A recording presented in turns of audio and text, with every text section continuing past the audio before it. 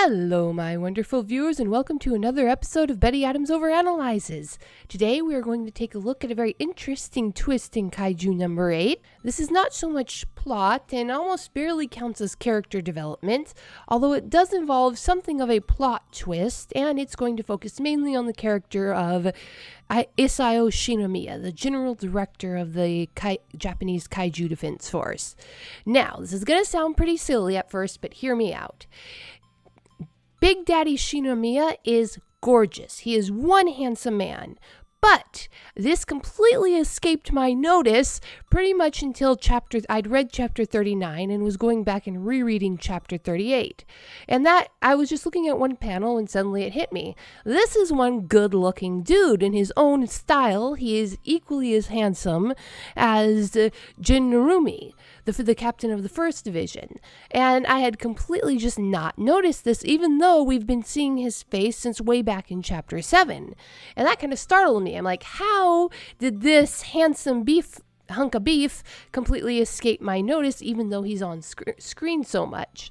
Then I started to remember some other things. When we first saw him, it struck me as odd that we always saw him at really weird foreshortened angles, meaning we'd either see him from extremely low or extremely high, when at the time I hadn't thought too much about it because we were looking at him either from the perspective of a child or the perspective of someone who was being really intimidated by him.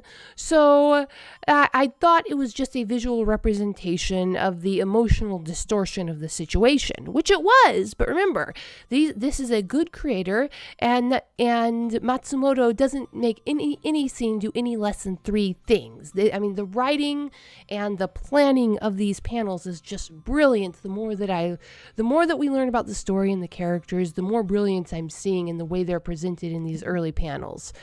And it's made me almost downright paranoid about any joke or any emotional resonance I'm getting off of each new panel, because what does this mean going on in the story? But anyway, my point is this, my theory is this. Matsumoto deliberately hid General Shinomiya's beauty from us for plot reasons. Now, how did Matsumoto do that, and why did Matsumoto do that? So first off, let's look at how. If we look back at the very first scene we see him in, first we see his back. He's getting dressed in his closet as Kikoru's talking to him. We get a very negative first impression because Kikoru, she's out here getting beat to death by the Yoju in the context of the story, and she's remembering an interaction with her father, and it's not pleasant. His back is turned to her as he's preparing to do something, and then he turns around and we see a side view of his face, and the majority of the picture is focused on the back of his head.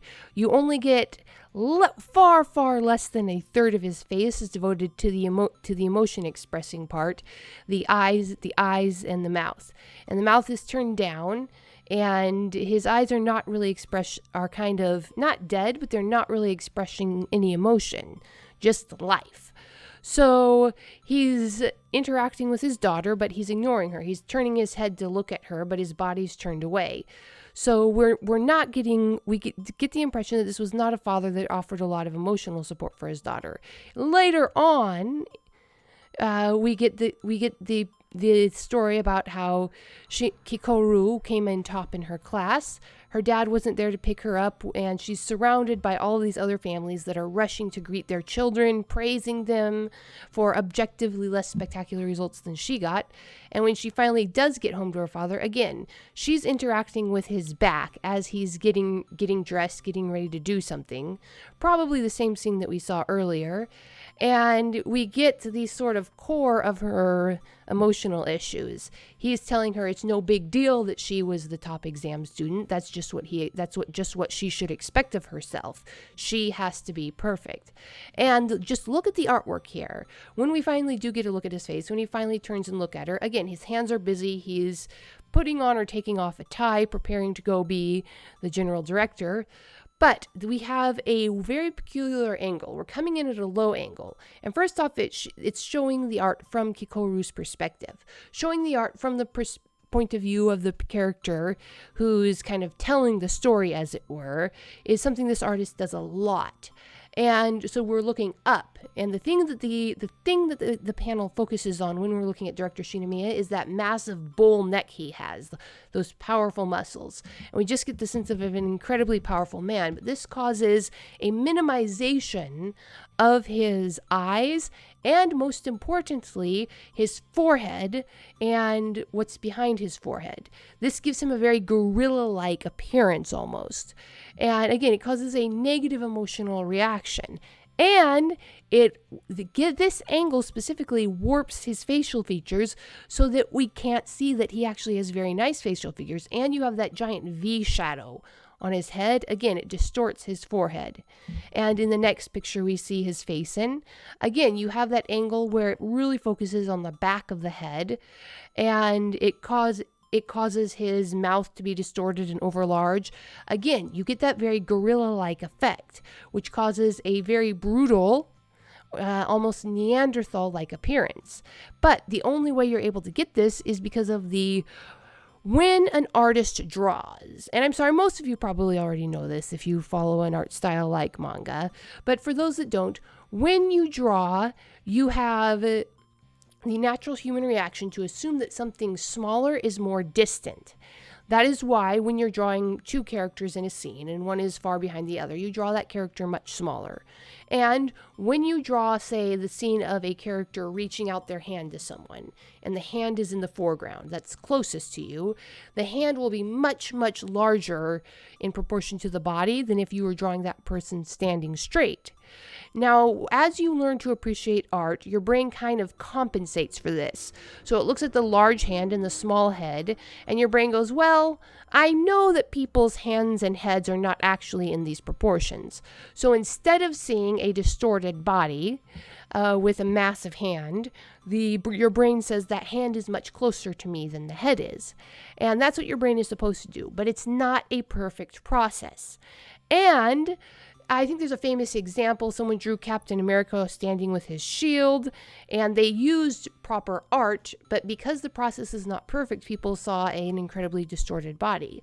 So an artist can't create, especially in these very simplistic line art, in the very simplistic line art style of manga, an artist cannot always create that perfect sense of proportion.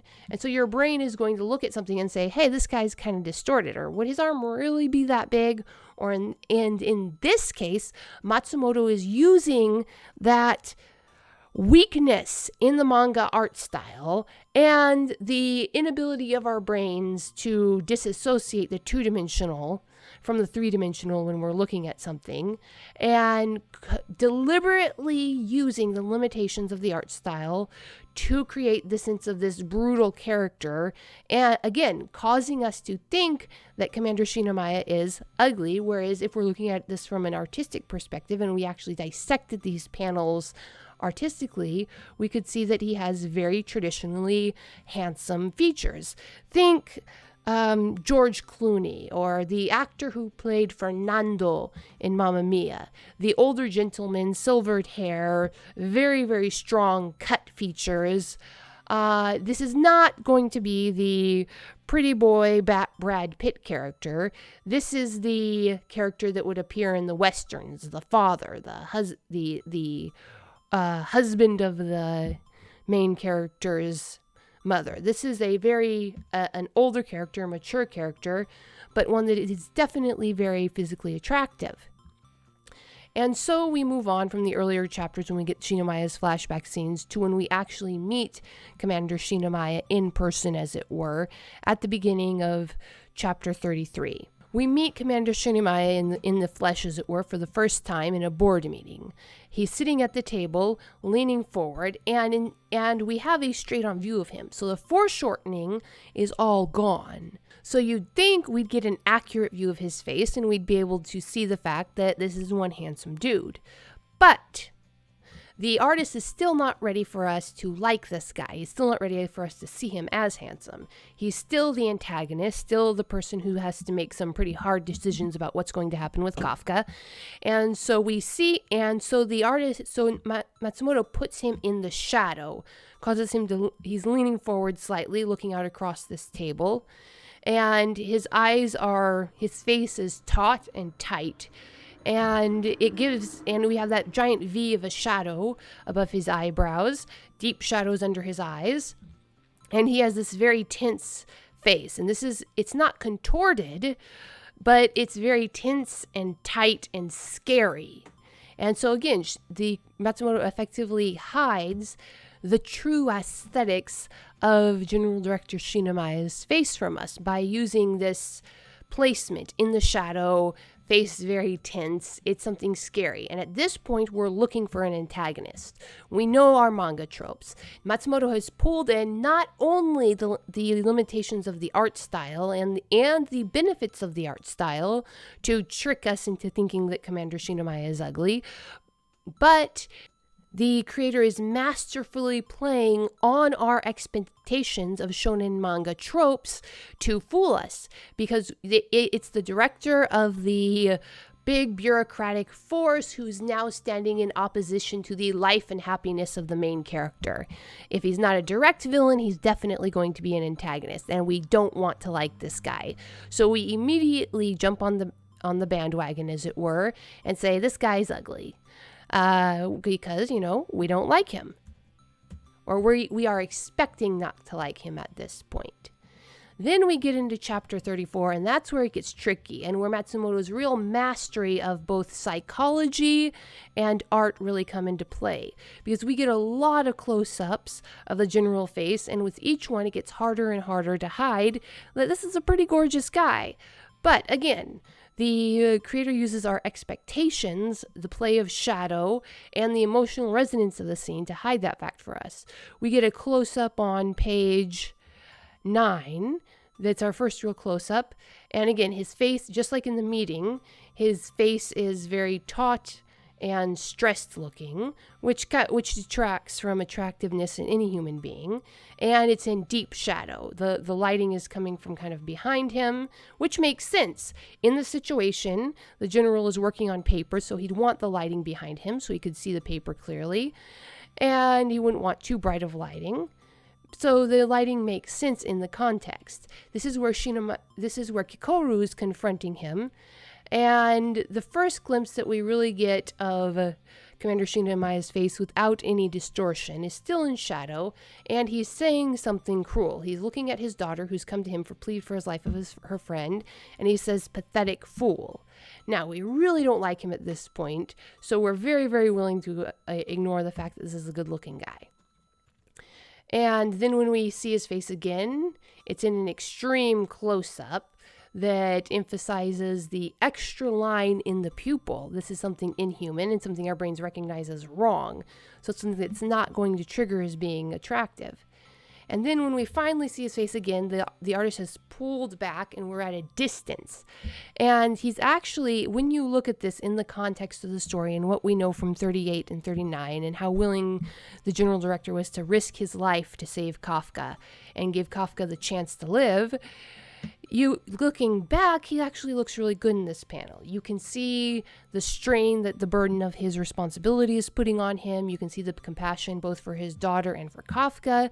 But in the moment, this is the guy who just called our best girl a pathetic fool, who made her suffer, who drove that knife home to his heart with the comment about her mother dying by kaiju and linking that to her friend Kafka. So again, this is Matsumoto using psychology and what we want to expect to hide the fact from us. Then we see, the next time we see General Shinomiya, he is walking in to the confinement cell with Kaiju number 8 like a boss. And he is just glorious in this panel. But again, we get a long drawn back panel. We've got those big shadows on his forehead and that really intense aggressive look in his face. But at this point, with a straight on shot that's not causing that weird foreshortening effect that makes him look like a gorilla, it's really hard to hide the fact that this is one handsome man. But again, we don't want to think he's a handsome man at this point, and I'll get into why a little later. The next real good look of his face we get, it's right before he's about to attack Kafka, and we get a really, really odd angle. Now, this was the angle that really set my, well, that's weird art sensors off in the first place. It's when he glances back up at the scientists inside the observation room and goes, "Have you forgotten who I am?" And this gets this real Vegeta look on the face. It gives a very sharp V angle. And again, I just thought it was, at the time I thought it was an odd posing, but it really manages to hide by distorting the face with the perspective, which is accurate perspective. It hides the fact, again, that he's a handsome guy. Now, again, in the next panel, you really can't hide it, but he's pointing a gun at Kafka. This is our psychology telling us he's pointing a gun at the main character. He's about to hurt our best boy. We don't want to accept anything pleasant about this man. And that pretty much holds true for most of the next times we see him. When he's taking the blood sample, when he's telling Kafka that you're a kaiju, a human couldn't stop bullets with his bare skin. We get a few more panels of him where he's charging up, where his power and combat ability is emphasized. But again, he has those shadows in his face, and we don't want to associate anything pleasant with this guy. Then we have the scenes where you can't see the pupils in his eyes. He's attacking. His face is distorted. Now, you don't really see this guy in the true light of what he actually looks like when he's not being distorted by either combat or really weird foreshortening until you keep getting glimpses of this handsome face in panels where it's smaller because of the distance the angle is at. But you don't really get a good look at his face that emphasizes his better features, that makes him look nice, that gets the good side of him until chapter 36, page 21.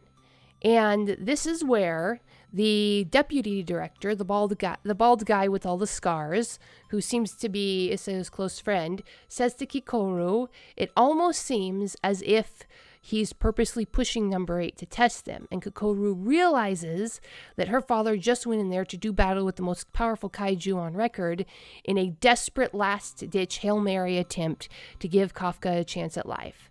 And you realize suddenly that director Shinomiya is putting his life on the line to save Kafka. Not just his life, but his relationship with his daughter, because if either one of them dies in there, it will basically break Kafka's relationship, both the generals and Kikoru, or Kafka's relationship with Kikoru. And other than just his life, this is General Shinomiya's professional reputation within the Defense Force. If he's badly wounded and doesn't come out of here on top of things, it will be a blow against him. Now, for the rest, we have a bunch of combat scenes. Neither Kafka nor General Shinomiya look really, really good in this until the battle's over. And we move on to the end of chapter 36. On page 18, we have that page and half page spread, not a true double page spread, where Kafka's saying, I am Kafka Haibino, and we get our first real look at director Shinomiya when he looks good. There's no awkward foreshortening. The parts of his head that would make him look like a gorilla are deliberately cropped out. We just get his face, and you see he has a very, very well-defined nose, beautifully slanted, hero-shaped eyes. If you know anything about drawing manga, the eyes are one of the most important points for defining your character. And in this one, you see that General Shinomiya has hero eyes. He's got a very cut jaw, well-defined cheekbones, and a proportioned forehead that's the perfect proportion to display intelligence, even though it doesn't really, and the shape of your forehead really has nothing to do with intelligence. It is ingrained in our genes to think that it does, for various reasons.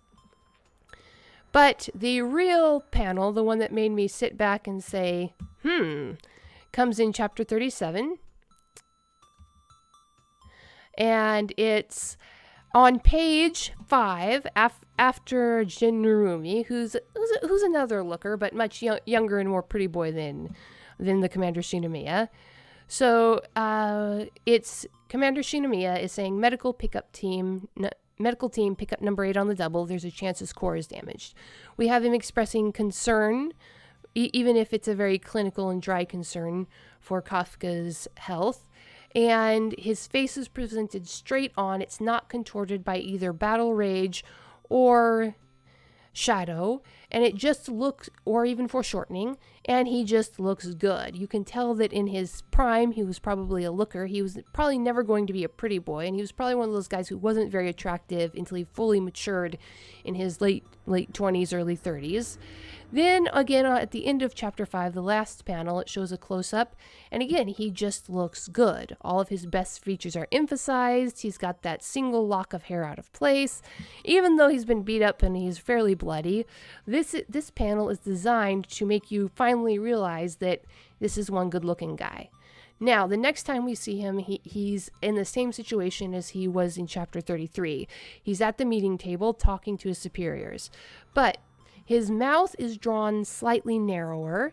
We're looking at him straight on at a perfectly flat angle. We see his eyes drawn to look like hero eyes.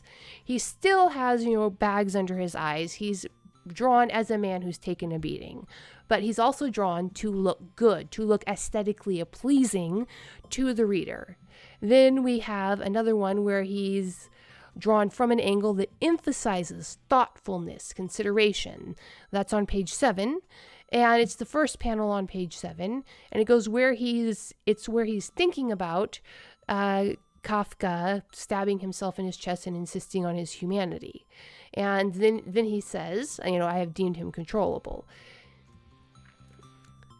Now, then we have him aggressively confronting the other board members, and he looks pretty intense. Then we have him greeting Kafka.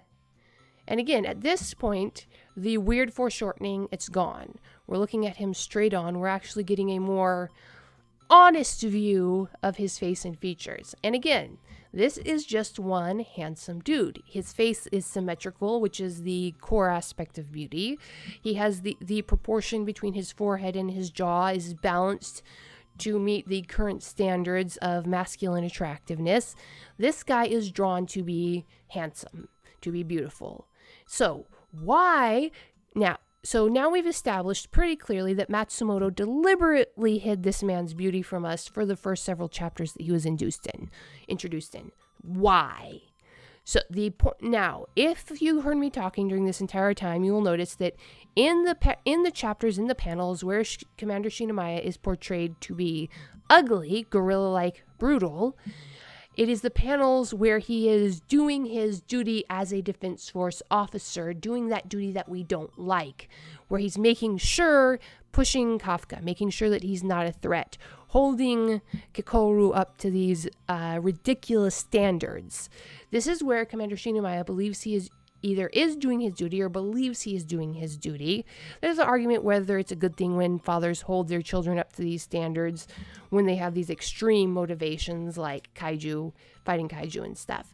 Well, be that as it may, this is where Commander Shinomiya believes he is doing a necessary but unpleasant duty. Now, when Matsumoto was introducing this character, we were meant to think he was an antagonist. We were meant to feel that he was antagonist. We were meant, in short, not to like him. And there is, unfortunately, a very real quirk of human nature. We like and we trust beautiful people before we like and we trust ugly people. People who randomly got the genetic roll of the dice that makes their features A, symmetrical, and B, in line with what is currently culturally considered attractive. They have it easier in life. And this is just an unfortunate reality. Pretty women and handsome men have it easier. People trust them, people like them, people want to believe them, people offer them better jobs. It is just a part of human psychology that in most civilizations over the better history, parents have tried their best to train out of their children, to treat people equally and not show this preference for beautiful people. But unfortunately, it is just genetically a part of us. It's not something that will ever be eliminated from human culture.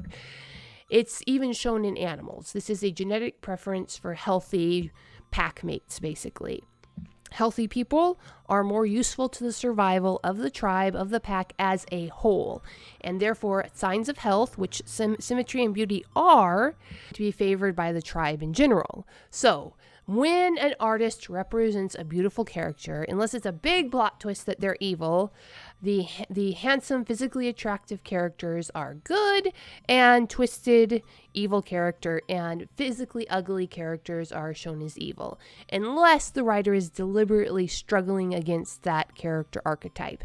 Now, if you look at just the difference between Kaiju number 9 and Kaiju number 8, Kaiju number 9 has much less human features than Kaiju number 8 does.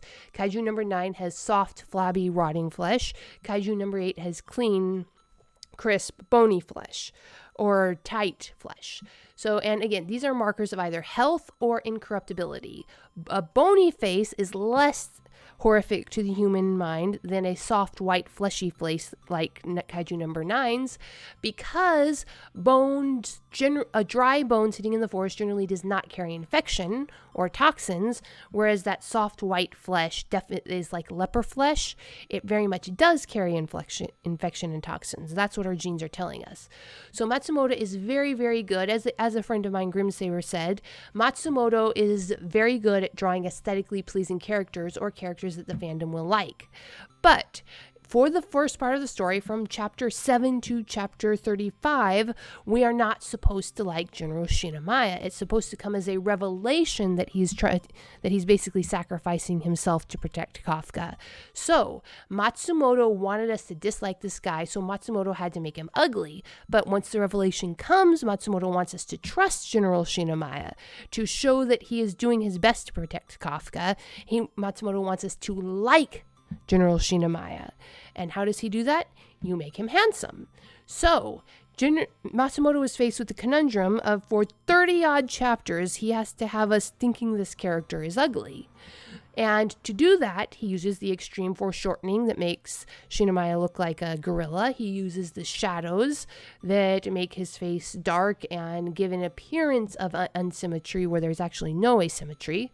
And then the big reveal, he stops the foreshortening. He puts the general in direct lighting, and he shows us that, yeah, this is one handsome George Clooney, Fernando type of character, and we're supposed to like him. And this is something that a lot of people don't really like to admit, that all of us as human beings, our concepts of worth are really, really tied to beauty. And it's not really something to be ashamed of, the fact that we have these impulses. You are genetically programmed to prefer beautiful people. It's like wanting things for yourself, selfishness, greed, pride. This is just a natural part of being a human being, the trials of the flesh, something that we as human beings have to overcome if we want to be fair and just and live in a fair and a just culture. But for an artist who has to portray concepts in a simple visual medium, they have to understand that psychology and work with it. You can make a good character who is ugly, but you have to make a story arc about it. And especially in manga, where there are so few lines and so few subtle gradations of the artwork. So this video is almost a half hour long now, and I did not think the video was going to be this long when I started it, but what Matsumoto doing here is tapping into deep psychological impulses in the human brain and using them to provide plot twists for the story. The plot twist being, General Shinomiya is actually a really great guy. He's a classic shonen hero, ready to step out, put his life, his relationship, his social standing on the line to rescue one of his soldiers from a life-threatening situation. General Shinomiya's catchphrase appears to be, "No one dies." He's not going to let anyone die. Not Kafka, not anyone who Kafka might endanger if Kaiju number 8 went into a berserker rage. And to do that, General Shinomiya is more than willing to risk his life. He is a classic shonen hero. Now, Matsumoto wanted us to be able to see that in his face, to see his heroism in the representation of a genetically healthy face, of a beautiful face. But he had to hide that from us for the plot twist to go into effect. So he used the very limitations of the manga art style and the limitations of our own expectations, and he created this masterful plot twist. So, what do you think? Are there any other characters who we might be able to get to see in a new light? Is Matsumoto cleverly hiding anything that I've missed in the current characters? Leave a comment below if you agree or if you disagree. Hit that like and subscribe button and go check out Humans Are Weird. I Have the Data, a book of human absurdity. I look forward to hearing from you. And peace out, my wonderful viewers. The book from author Betty Adams, Humans Are Weird, I Have the Data, is a humorous look at human behavior through the eyes of aliens. This book is arranged in separate reports or essays, documenting the experiences with humanity through the lens of the aliens who have to interact with them. This anthology of short stories and vignettes from alien points of view highlights some of humanity's quirks we can all relate to. Author Betty Adams captures how strange and interesting humans can really be. This is a fun collection of stories you will really get a kick out of. Humans Are Weird, I Have the Data, from author Betty Adams. Order your copy right now on Amazon.